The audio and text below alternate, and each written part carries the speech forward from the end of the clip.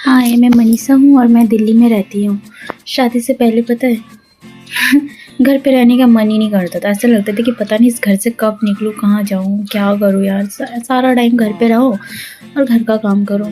अब शादी होने के बाद मैं इतनी मम्मी को मिस करती हूँ ना, मतलब मैं सोचती हूँ कि करके मतलब मम्मी के पास हमेशा क्यों नहीं रुक जाती हूँ यार। शादी के बाद सबसे ज़्यादा ना मम्मी की याद आती है और फिर भाई-बहनों की याद आती है। मेरी जो 2 बहन हैं, एक तो जॉब कर रही है और दूसरा तो स्कूल जाती है।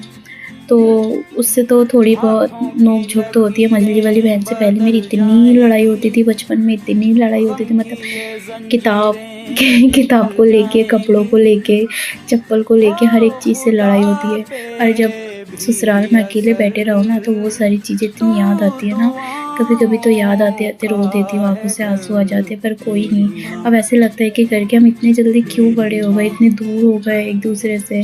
अब तो बात करने के टाइम ही नहीं मिलता है। और एक मम्मी सारा टाइम क्या करें, अब मम्मी भी कभी-कभार फ़ोन कर लेती है, बात कर लेती है।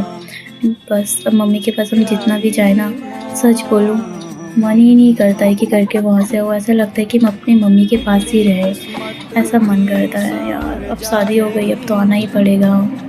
मम्मी से जितना भी बात करें मन ही नहीं भरता है, मम्मी के पास जितना ही रहे मन ही नहीं भरता है। अपनी बहनों के साथ जितना भी बात करें मन ही नहीं भरता यार।